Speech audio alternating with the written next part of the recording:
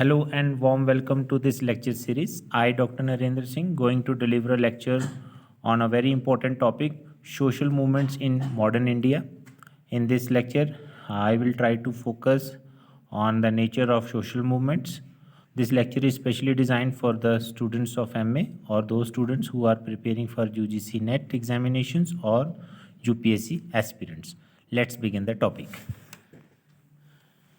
In the introduction, we know that India is a diverse country of many ethnicities, many cultures, many races, many caste groups, many linguistic groups, and there is a hierarchies, there are differences, there are many types of inequalities prevalent in the society, and these inequalities and these differences are a cause of trouble for Indian society.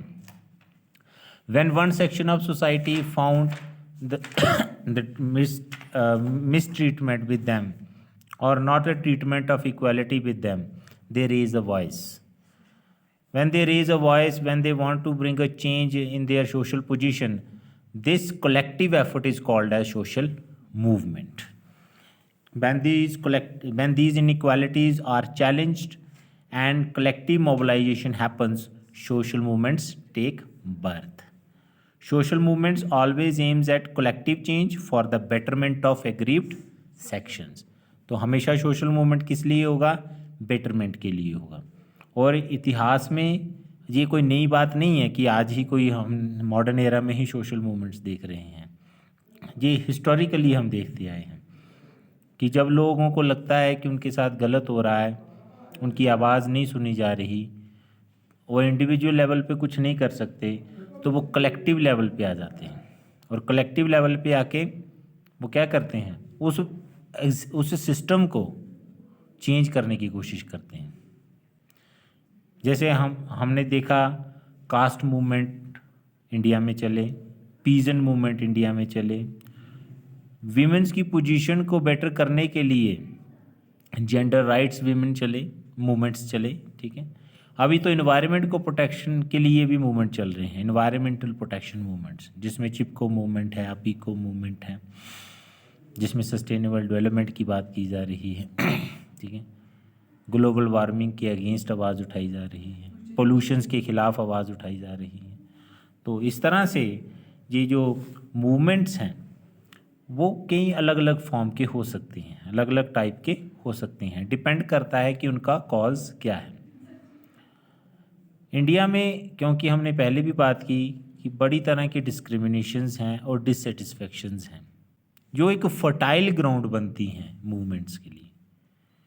जब भी किसी society में किसी बात को लेकर dissatisfaction होगी या डिस्क्रिमिनेशन हो रही होगी, तो समझ लीजिए कि वो चिंगारी जो है एक दिन ज्वालामुखी बन के फूटेगी, और वो ज्वालामुखी सोशल मूवमेंट्स के रूप में होगा.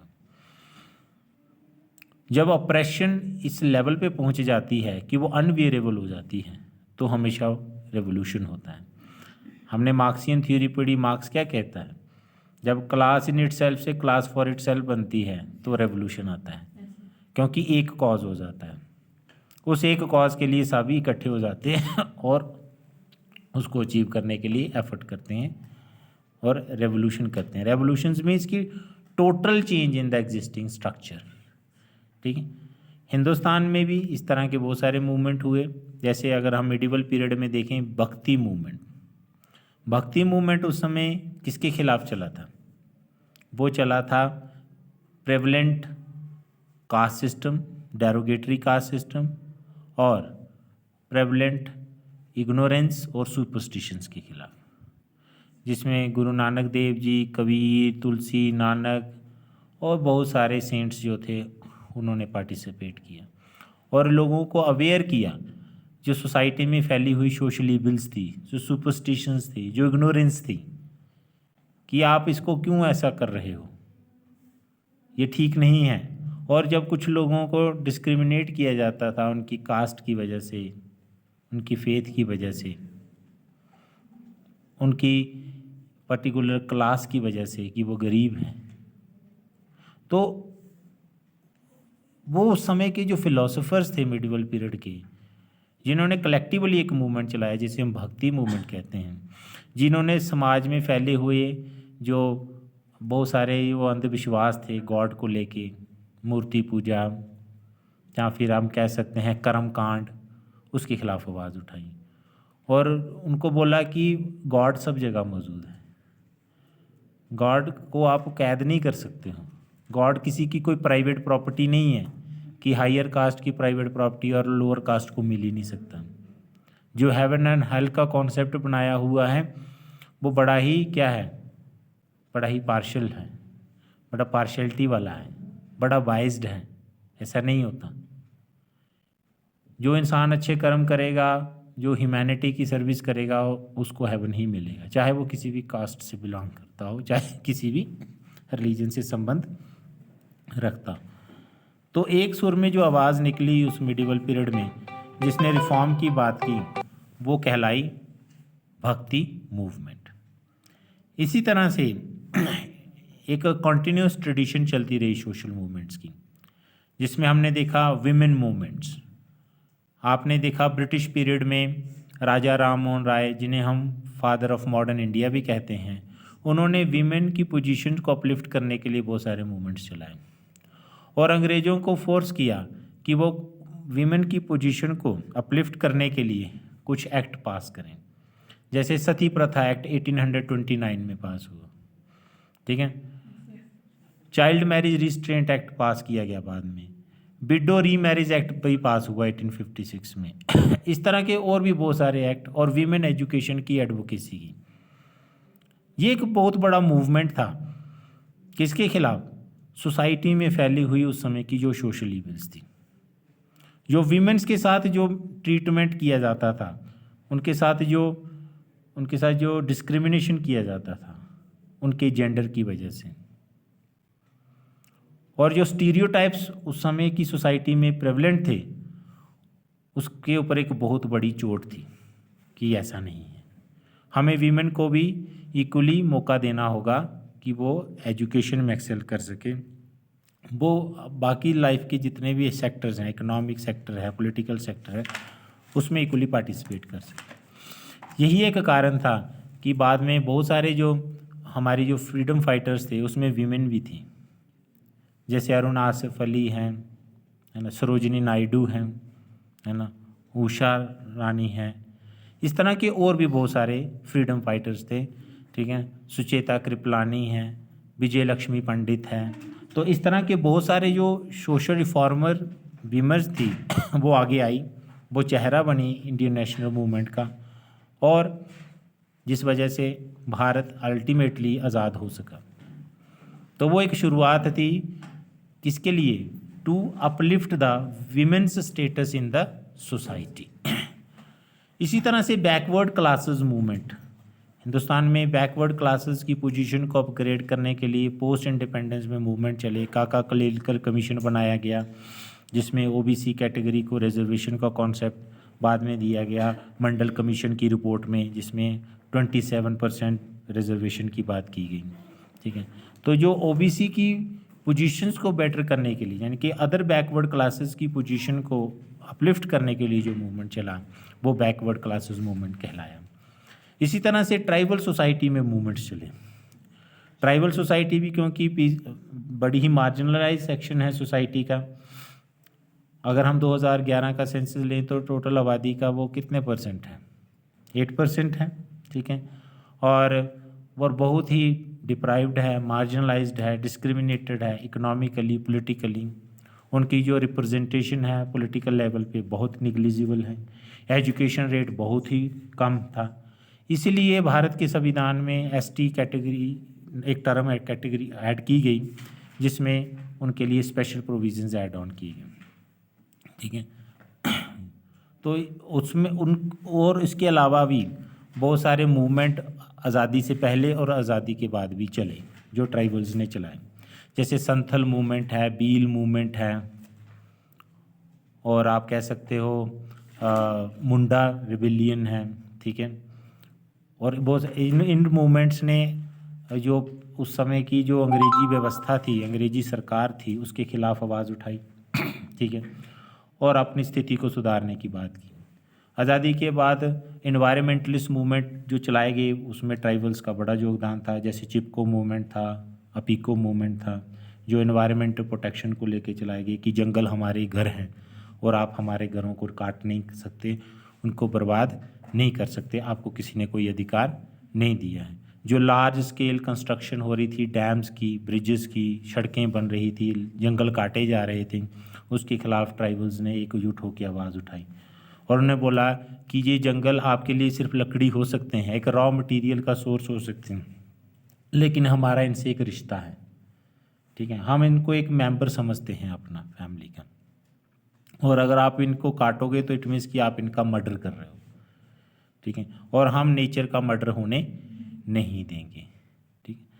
तो इस तरह से बहुत सारे tribal movements India as a nation उसने देखे हैं, ठीक है।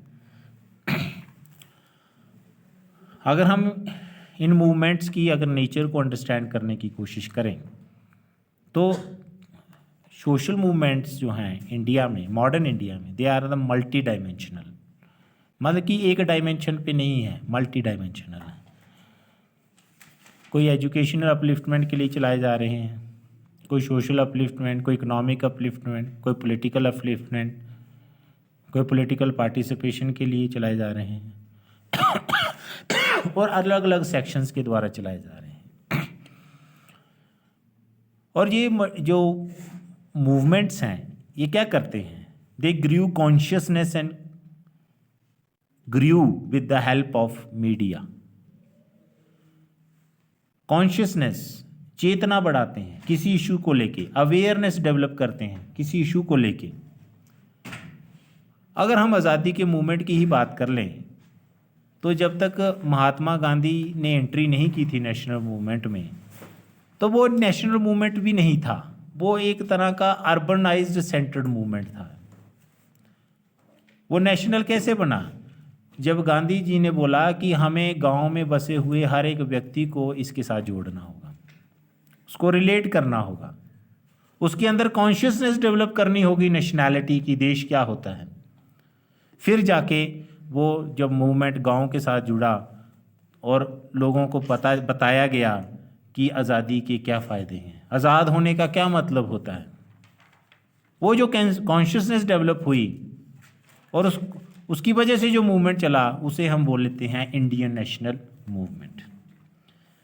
इट मीन्स कि हर एक मूवमेंट, चाहे वो ट्राइबल्स में चलाया जा रहा है, चाहे शेड्यूल कास्ट कम्युनिटी के मेंबर चला रहे हैं, चाहे अदर बैकवर्ड क्लासेस के लोग चला रहे हैं, चाहे बाकी कोई सेक्शन जो है सोसाइटी के, चाहे विमेन के लिए चलाया जा रहा है, चाहे ट्रांसजेंडर्स अपने राइट्स के लिए चला रहे हैं, चाहे एनवायरनमेंट प्रोटेक्शन के लिए कुछ सिविल सोसाइटी के मेंबर्स चला रहे हैं, वो सारे के सारे क्या करते हैं, कॉन्शियसनेस डेवलप करते हैं, अवेयरनेस जनरेट करते हैं मासेस में उस पर्टिकुलर इशू के लिए, और लोगों को क्या करते हैं, मोबिलाइज करते हैं, और नए नए तरीक़ों से उनको मोबिलाइज किया जाता है, जोड़ा जाता है, ताकि वो एक्टिवली पार्टिसिपेट कर सकें। ये जो मूवमेंट है इसकी शुरुआत ब्रिटिश पीरियड से ही हो गई, लेकिन पोस्ट इंडिपेंडेंस में जाके ये मूवमेंट्स बहुत ही ज़्यादा क्या हो गए, वोकल हो गए। इस तरह के जो मूवमेंट्स हैं, हर एक मूवमेंट जो होता है उसकी अपनी डिमांड्स होती हैं और अपने गोल्स होते हैं, ठीक है। टीके उमन अपनी किताब सोशल मूवमेंट्स जो 2010 में लिखी गई उसमें कहते हैं कि सोशल मूवमेंट्स 3 अप्रोचेस से समझे जा सकते हैं, हिस्टोरिकल अप्रोच, साइकोलॉजिकल अप्रोच और सोशलॉजिकल अप्रोच।